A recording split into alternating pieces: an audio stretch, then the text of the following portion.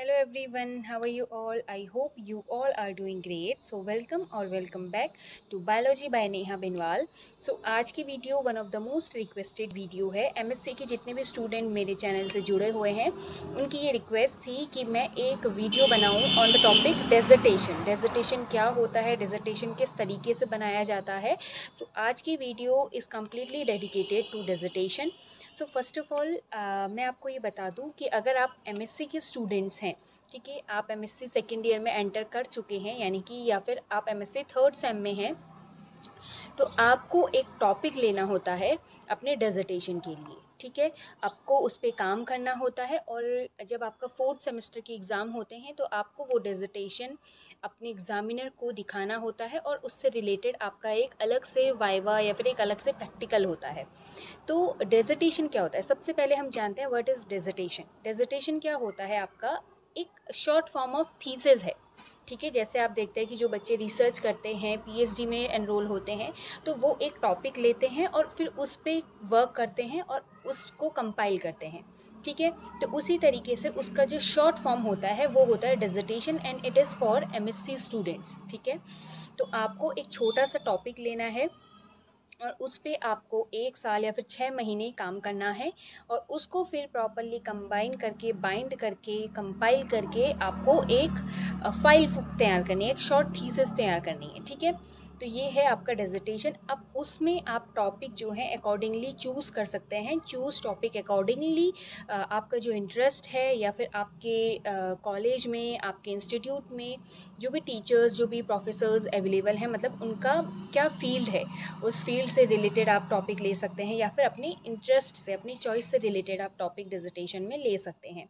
But आपको ये चीज़, जब भी आप डेजर्टेशन का टॉपिक लें, बच्चे ऐसे होते हैं कि उनको इंटरेस्ट होता है बहुत हाई लेवल पे, जीन लेवल पे, बट कुछ कुछ लैब्स ऐसी होती हैं या कुछ कॉलेजेस ऐसे होते हैं वहाँ पे इतने हाई लेवल का काम नहीं हो पाता है। तो आपको टॉपिक वाइजली चूज़ करना है। ऐसा टॉपिक चूज़ करो कि जो आपके इंस्टीट्यूट में, जो आपकी लैब में, जो आपके कॉलेज में कंप्लीट हो सके। अगर आप बच्चे डेजर्टेशन के टाइम पे ये भी करते हैं कि कोई लैब को ज्वाइन करते हैं, अगर आप ये कर सकते हैं तो डेफिनेटली आप ये कर सकते हैं। अगर आपको अपने जो आपका इंटरेस्ट है, आप कुछ सीखना चाहते हैं, तो वहाँ पे अगर आपको काम करना है तो उसके लिए अगर आपके कॉलेज पे लैब में फैसिलिटीज़ अवेलेबल नहीं है तो आप उसके लिए कोई और लैब्स भी ज्वाइन कर सकते हैं। बट अगर आपको कॉलेज में रह कर ही वो काम करना है, आपका कॉलेज परमिशन नहीं देता है, तो फिर आप वाइजली वो टॉपिक को चूज़ करें जो आपके कॉलेज में, जो आपकी लैब्स में प्रॉपरली हो पाए। ठीक है, और टॉपिक आपको ऐसा लेना है जो टाइमली कंप्लीट हो पाए। ठीक है, 6 मंथ्स का जो टाइम होता है या फिर 1 ईयर्स का जो टाइम होता है, वो टॉपिक आपको ऐसा लेना है कि वो उस टाइम पीरियड में आप उसको कंप्लीट कर पाएँ। ठीक है, ये तो हो गया कि आप डेजर्टेशन क्या होता है और आप कैसे टॉपिक को चूज़ करें। ठीक है, वाइसली कैसे टॉपिक को चूज़ करें। अब हम आते हैं, आपने ये जान लिया डेजर्टेशन क्या होता है, आपने ये जान लिया कि आपको टॉपिक कैसे चूज़ करना है। अब आपने कोई टॉपिक चूज़ कर लिया है तो उसके बाद अब नेक्स्ट स्टेप क्या होता है डेजर्टेशन में। आपने टॉपिक चूज़ कर लिया, फॉर एग्जांपल आपने चूज़ कर लिया आपको इथनोबॉटनी पे वर्क करना है या फिर आपको एंटी फंगल प्रॉपर्टीज़ पे वर्क करना है, तो आप क्या करेंगे, उससे रिलेटेड जितने भी इंटरनेट पे पेपर्स हैं उनको पढ़ेंगे। रिसर्च पेपर्स को फॉलो करो, रिसर्च पेपर पढ़ो, उससे रिलेटेड जितने रिसर्च पेपर डाउनलोड हो सकते हैं उनको डाउनलोड करो। इंटरनेट में सब कुछ अवेलेबल है। ठीक है, आपको थोड़ी सी गाइडेंस अपने सीनियर्स से, अपने टीचर्स से लेके कैसे रिसर्च पेपर को डाउनलोड करते हैं, रिसर्च पेपर क्या होता है वो देखिए, और टॉपिक को सर्च करिए। जैसे आपने ले लिया इथनोबॉटनी, ठीक है, कोई भी प्लांट की आपको इथनोबॉटनी करनी है तो इथनोबॉटनी से रिलेटेड टॉपिक गूगल में लिखिए, इथनोबॉटनी रिलेटेड इन्फॉर्मेशन, तो कुछ भी डालेंगे आप तो धीरे धीरे आप ये सब चीज़ें सीखते जाएंगे कि क्या रिसर्च पेपर होता है, कैसे उनको डाउनलोड करना है, कैसे उनको पढ़ना है। तो ये चीज़ें आपको करके ही आएंगी। ठीक है, आपको रिसर्च पेपर डाउनलोड करने हैं, फिर उसका प्रिंट निकालो।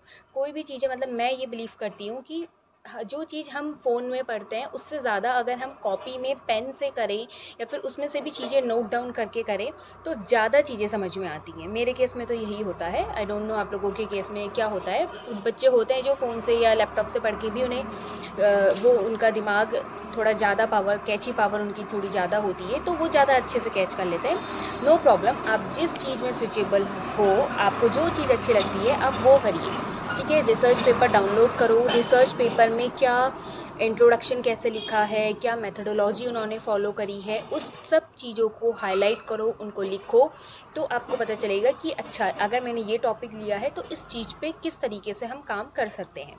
ठीक है, आपने रिसर्च पेपर डाउनलोड कर लिया, फिर आपका आता है, अब जब से आपको पता चला है कि आपने डिसर्टेशन वर्क स्टार्ट करना है, अब तभी से थोड़ा थोड़ा पार्ट लिखना स्टार्ट कर दो, ताकि एट लास्ट जब लास्ट टाइम बचे उस टाइम पे आपको इतनी हपड़ दपड़ ना हो कि आपको ये भी करना है, आपको वो भी करना है, आपको अपना काम को, एक्सपेरिमेंट को ख़त्म भी करना है, आपको लिखना भी है, आपके और डिसर्टेशन के साथ आपकी और सब्जेक्ट्स के भी प्रैक्टिकल होते हैं, उनका भी काम करना है।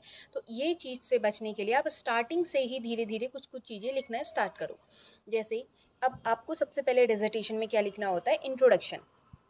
आपने डिसर्टेशन का टॉपिक चूज़ कर लिया, आपको इंट्रोडक्शन लिखना होगा। और इंट्रोडक्शन आप कहाँ से लिख पाएंगे, ऑब्वियसली रिसर्च पेपर डाउनलोड करो, उससे रिलेटेड बुक्स में देखो। आपने जैसे इथनोबॉटनी पे काम करना है या फिर आपने एंटी फंगल प्रॉपर्टीज़ पे काम करना है किसी भी प्लांट की, तो आप उससे रिलेटेड जब लिटरेचर डाउनलोड करोगे, आप जब रिसर्च पेपर देखोगे तो आप उस पर देखोगे रिसर्च पेपर में इंट्रोडक्शन लिखा होता है सबसे पहले। ठीक है, तो आप इंट्रोडक्शन में देखो कि उन्होंने किस तरीके से इंट्रोडक्शन लिखा हुआ है, तो उससे कुछ चीज़ें आप ले सकते हो, उनसे अलग अलग रिसर्च पेपर से, अलग अलग बुक से रिलेटेड अपने इंट्रोडक्शन स्टार्ट करो। इंट्रोडक्शन यानी कि आप अपना जो काम है उसको इंट्रोड्यूस करवा रहे हो सामने वाले पर्सन को। ठीक है, तो इंट्रोडक्शन लिखो, थोड़ा सा 2-3 पन्ने का इंट्रोडक्शन आप लिख सकते हैं। ठीक है, अकॉर्डिंगली आपका जितना वर्क है उसके अकॉर्डिंगली आप चीज़ें अपने अकॉर्डिंग सेट कर सकते हैं। इंट्रोडक्शन लिख लिया आपने, सबसे पहली चीज़ होती है डिसर्टेशन में इंट्रोडक्शन लिखना। फिर आप लिखते हैं review of literature. Review of literature का मतलब होता है कि आपने जब ये काम स्टार्ट किया है तो आपने कितने पेपर्स को रिव्यू किया है, कितने लिटरेचर को आपने रिव्यू किया, यानी कि कितने लिटरेचर्स आपने देखे हैं। पहले इस टॉपिक पे इतना काम हो चुका है, ऑल ओवर द वर्ल्ड इतना काम हो चुका है। आप पहले रिव्यू ऑफ लिटरेचर में लिखेंगे कि ऑल ओवर द वर्ल्ड ये काम इन लोगों ने ये काम किया है। फिर आप आएंगे अपनी कंट्री में कि हमारी कंट्री में इन लोगों ने ये काम इस टॉपिक पे किया है।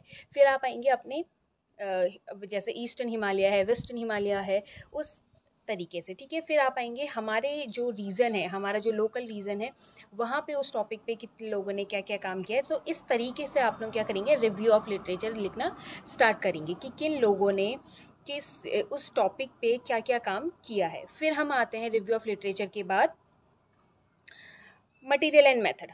ठीक है, मटेरियल एंड मेथड में हम क्या करते हैं कि आपने जो एक्सपेरिमेंटल वर्क किया है या फिर आपने कोई रिव्यू वर्क किया, जो भी आपने वर्क किया है उस पे क्या मटेरियल मेथड्स को आपने फॉलो किया है, किन मेथड्स को आपने फॉलो किया है। ठीक है, डिफरेंट मेथड्स होते हैं, उन डिफरेंट मेथड्स में से आपने अपने काम करने के लिए कौन सा मेथड फॉलो किया है, कौन से रिसर्च पेपर को आपने फॉलो किया है।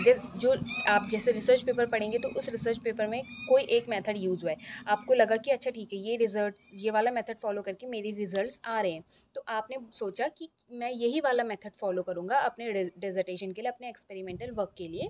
तो आपने वो वाला मेथड सेलेक्ट कर लिया, अब वही मेथड लेके आप आगे बढ़ रहे हैं, तो आप मटेरियल मेथड में लिखेंगे कि आपने ये वाला मेथड चूज़ किया और फिर पूरा कंप्लीट डिटेल देंगे उस मेथड की। तो ये आता है आपका मटेरियल एंड मेथड में किस तरीके से आपने काम किया। फॉर एग्जांपल आपने एंटी फंगल एक्टिविटी पे काम कर रहे हैं, तो पहले लिखेंगे आपकी मटेरियल मेथड में आप लिखेंगे कि आपने प्लांट का कलेक्शन किया, फिर आप लिखेंगे प्लांट को आप लैब में लेकर के आए, फिर लिखेंगे आप कि आपने उसको वॉश किया। ठीक है, रनिंग टैप वाटर में वॉश किया, फिर उसको शेड ड्राइड किया, फिर उसका एक्सट्रैक्ट प्रिपेयर किया, फिर उसको आपने एक्सट्रैक्ट प्रिपरेशन की भी कंप्लीट प्रोसेस लिखेंगे, फिर आपने उसको टेस्ट करा, एसेस करा, एंटी फंगल ऐसे किया। तो ऐसे करके आप कंप्लीट एक क्या बनाएंगे, मटेरियल मेथड बनाएंगे डिटेल्ड फॉर्म में। ठीक है, फिर मटेरियल मेथड के बाद आप लिखते हैं रिजल्ट, आपके क्या रिजल्ट आए। ठीक है, आपने टॉपिक सेलेक्ट किया, आपने उसको इंट्रोड्यूस करवाया, आपने उसका रिव्यू ऑफ लिटरेचर किया, फिर आपने वो मेथड फॉलो किया, देन आपके क्या आएंगे, रिजल्ट निकलेंगे। आपके कुछ ना कुछ रिजल्ट तो होंगे ही ना, नो मैटर, आपके पॉजिटिव रिजल्ट भी हो सकते हैं, आपके नेगेटिव रिजल्ट भी हो सकते हैं, नहीं भी हो सकता आपका रिजल्ट आपके वर्क में, तो no problem, no result is also a result. ठीक है, तो आपको क्या करना है, अपने रिजल्ट्स लिखने हैं, आपको रिजल्ट पहले टेबुलर फॉर्म में लिखना है। ऐसा अपने काम को बनाइए, इतना इजी, इतना अच्छा सा आप काम बनाइए कि सामने वाला जब पर्सन आपके काम को देखे तो उसको ज़्यादा घुसना ना पड़े कि अच्छा इसने क्या किया, क्या उसको एकदम सामने से पता चले कि अच्छा, इतना सिंपल वे रखिए अपने काम का। ठीक है, बहुत कॉम्प्लेक्स चीज़ें बनाने की ज़रूरत नहीं है। आप रिजल्ट लिखिए, आप जिस तरीके से लिख सकते हैं उसको टेबुलर फॉर्म में लिख सकते हैं, फिर उसको ग्राफिकल फॉर्म में आप दिखा सकते हैं, जिस तरीके से। इसमें आपकी थोड़ी क्रिएटिविटी आपने यूज़ करनी है, अपनी क्रिएटिविटी लगानी है कि किस तरीके से आप अपने रिज़ल्ट को सामने वाले को हाईलाइट कर सकते हैं, ठीक है, अपने रिज़ल्ट कैसे हाईलाइट कर सकते हैं। फिर उसके बाद हम लिखते हैं discussion is the most important thing, ठीक है, बहुत इम्पॉर्टेंट चीज़ है डिस्कशन कि आप क्या डिस्कस करते हैं इससे। आपने ये टॉपिक लिया, आपका रिज़ल्ट आया, तो आप क्या इससे डिस्कस करना चाहते हैं, ठीक है। अब वो डिस्कशन लिखिए। फिर उसके बाद आपने लिखना है कंक्लूज़न यानी कि आप अपने पूरे काम में से क्या चीज़ कंक्लूड करना चाहते हैं, कि आप ये बताना चाहते हैं कि इन प्लांट्स में ये प्लांट मेडिसिनली इम्पॉर्टेंट है, या ये प्लांट में एंटी फंगल एक्टिविटी मिली, जो भी आप वर्क ले रहे हैं, तो उससे आप क्या कंक्लूड करना चाहते हैं, ठीक है। एट लास्ट क्या कंक्लूज़न निकलता है आपके काम का, ठीक, वो आपने कंक्लूज़न में देना है आपका।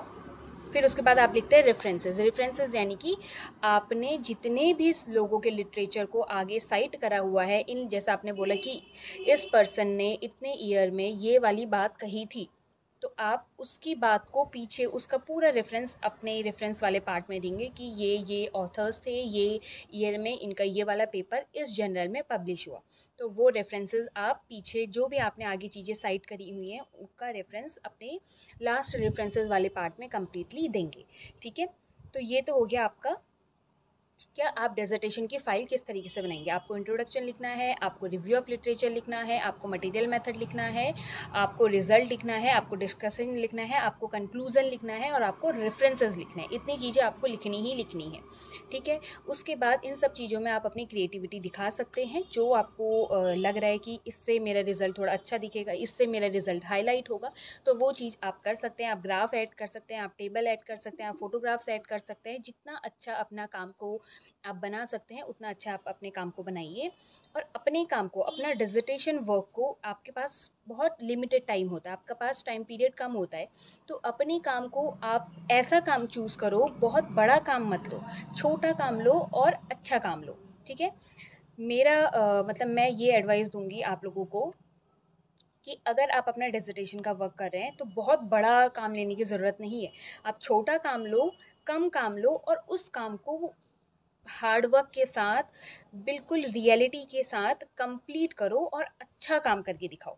कम काम लो और अच्छा काम करो, ठीक है, रैदर देन बहुत बड़ा आपने काम ले लिया और फिर उसको आप समेट ही नहीं पा रहे हो, आपको पता ही नहीं है कैसे करना है, क्या करना है, आप ढूंढते फिर रहे हो मटेरियल मेथड क्या है, क्या करूँ, कैसे लिखूँ, क्या करूँ, ये सब चीज़ें में मत पड़ो।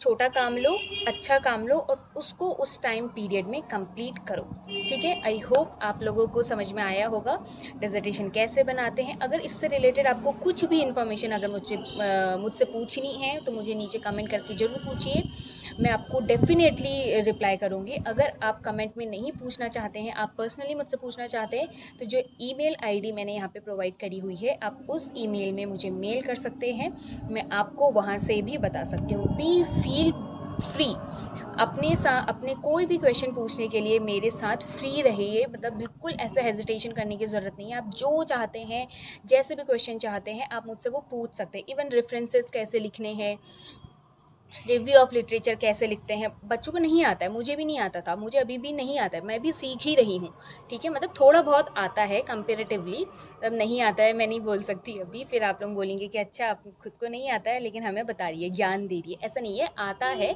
लेकिन चीज़ें क्या है, इंसान सब कुछ उसको नहीं आता है, ऑब्वियसली किसी को भी सब कुछ नहीं आता है, ठीक है। वी आर ह्यूमन बींग्स, कोई भी सर्वज्ञानी नहीं है। धीरे धीरे हम जब काम करते हैं हम चीज़ें सीखते हैं। मुझे भी नहीं आता था, धीरे धीरे जब मैंने वर्क किया, काम किया, तो मैंने भी चीज़ें सीखी। तो अब जब मैंने सीखी हैं तो वो चीज़ मैं आप लोगों को बताना चाहती हूँ। मैं चाहती हूँ कि मेरे से भी बच्चे सीखें, ठीक है, मेरे से भी जितने लोग हो सकते हैं वो मुझसे सीखें। तो अगर आप लोगों को कुछ भी प्रॉब्लम होती है, कोई भी दिक्कत होती है, कोई टॉपिक अगर आप लोग नहीं सेलेक्ट कर पा रहे हैं, कुछ भी कन्फ्यूज़न है, कुछ भी A to Z, तो आप लोग डेफ़िनेटली मुझसे पूछ सकते हैं बिना कोई झिझक के, और डेफ़िनेटली मैं आप लोगों की हेल्प करूँगी, आप लोगों को गाइड कर सकती हूँ, जितना हो सके मुझसे मैं उतना करूँगी। सो आई होप आप लोगों को वीडियो पसंद आएगी, और वीडियो पसंद आती है तो वीडियो को लाइक ज़रूर कीजिए, शेयर कीजिए अपने जितने भी MSc के फ्रेंड्स हैं आपके, या फिर आपके जो BSc के स्टूडेंट्स हैं वो भी इसको शेयर कर सकते हैं, इसे देख सकते हैं, क्योंकि आने वाले टाइम में आपने भी MSc करनी है तो आपको भी ये चीज़ें फेस करनी होंगी, ठीक है। तो चैनल को सब्सक्राइब भी कर लीजिए आगे इसी तरीके की वीडियोस देखने के लिए। कोई भी आपकी वीडियो डिमांड है, आप किसी टॉपिक पे किसी भी चीज़ पे वीडियो चाहते हैं तो मुझे नीचे कमेंट करके ज़रूर बताइए। मिलती हूँ मैं आपको अपनी नेक्स्ट वीडियो में, तब तक के लिए bye bye, take care, thank you so much for watching my video. और जो मैं आप लोगों को बताना भूल गई थी, ये वाला पार्ट मैं फिर से शूट कर रही हूँ। तो आप लोगों को क्या करना है, जब आपने अपना डिसर्टेशन जब बनाएंगे आप, तो स्टार्टिंग में फ़र्स्ट ऑफ ऑल आप लोग टाइटल का पेज डालेंगे। टाइटल पेज में आप क्या ऐड करेंगे कि आपका क्या टाइटल है, आप कौन से कॉलेज से बिलोंग करते हैं, किस चीज़ के सबमिशन के लिए एमएससी डिसर्टेशन वर्क है आपका। इस तरीके से आप लोग इंटरनेट पे देख सकते हैं वो फॉर्मेट कैसा होता है, या फिर अपने सीनियर्स से पूछ सकते हैं किस तरीके का फॉर्मेट आप लोगों के कॉलेज में, आप लोगों के इंस्टीट्यूट में यूज़ होता है। और वहाँ पे आपका सुपरवाइज़र का नाम आएगा, आपके डिपार्टमेंट का नाम आएगा, आपका नाम आएगा। तो उस तरीके से आप लोगों ने एक टाइटल पेज बनाना है। बहुत अच्छा आप टाइटल पेज बनाइए, अपनी क्रिएटिविटी दिखाइए वहाँ पे भी। जितना अट्रैक्टिव आप अपना टाइटल पेज बना सकते हैं आप उसको बनाइए। और फिर उसके बाद टाइटल पेज के बाद आप लोग एक सर्टिफिकेट वाला पेज ऐड करते हैं। सर्टिफिकेट वाले पेज में आप लोग लिखते हैं this is to certified that, मतलब कि वो आपके गाइड के थ्रू जाएगा, आपके सुपरवाइज़र के थ्रू जाएगा कि इस बच्चे ने मेरे अंडर काम किया है। तो वो भी आप लोग अपने सीनियर से, अपने टीचर से पूछ सकते हैं किस फॉर्मेट में आपके कॉलेज में, इंस्टीट्यूट में बनता है। तो वो सर्टिफिकेट का पेज जाएगा। फिर उसके बाद आपका एक पेज जाता है एक्नॉलेजमेंट का, यानी कि आपने जो ये काम किया है तो उस काम में आप किन किन को एक्नॉलेज करना चाहते हैं। आप अपने गाइड को, अपने सुपरवाइज़र को एक्नॉलेज करेंगे। फिर आपके कोई को सुपरवाइज़र है तो आप उनको एक्नॉलेज कर सकते हैं। आप अपने पेरेंट्स को एक्नॉलेज करेंगे कि उन्होंने हमारी हेल्प करी, क्योंकि उनका सपोर्ट हमेशा रहता है हमारे साथ। ठीक है, आप अपने सिस्टर्स को, आप अपने ब्रदर को एक्नॉलेज कर सकते हैं, आप अपने फ्रेंड्स को एक्नॉलेज कर सकते हैं, या फिर आप अपने सीनियर्स को एक्नॉलेज कर सकते हैं। जिनको भी आप एक्नॉलेज करना चाहते हैं, जिन लोगों ने भी आपकी उस काम करते वक्त मदद करी है, हेल्प करी है, आप उन सब के लिए एक एक्नॉलेजमेंट का पेज बनाएंगे जिसमें आप उन सभी को एक्नॉलेज करेंगे। और यस, ये चीज़ मैं आपको बताना भूल गई थी कि टाइटल पेज, सर्टिफिकेट और एक्नॉलेजमेंट। फिर उसके अलावा आप चीज़ें ऐड कर सकते हैं। आप कंटेंट वाला पेज ऐड कर सकते हैं, आप ग्लॉसरी वाला पेज ऐड कर सकते हैं, आप जो चाहें उसके अलावा वो कर सकते हैं। लेकिन मेजर जो चीज़ें मैंने आप लोगों को बताई, ये चीज़ें आपके डिसर्टेशन में इंक्लूड होनी चाहिए। ठीक है, टाइटल का पेज, सर्टिफिकेट वाला पेज, एक्नॉलेजमेंट वाला पेज, फिर इंट्रोडक्शन, रिव्यू ऑफ लिटरेचर, फिर मटीरियल मेथड, रिजल्ट्स। और रिजल्ट्स में भी आप टेबुलर फॉर्म, ग्राफिकल फॉर्म, ये सब चीज़ें, फोटोग्राफ्स वगैरह दिखा सकते हैं। फिर उसके बाद आपका आएगा डिस्कशन, फिर आपका आएगा कंक्लूजन, फिर आपका आएगा रेफरेंसेस। ठीक है।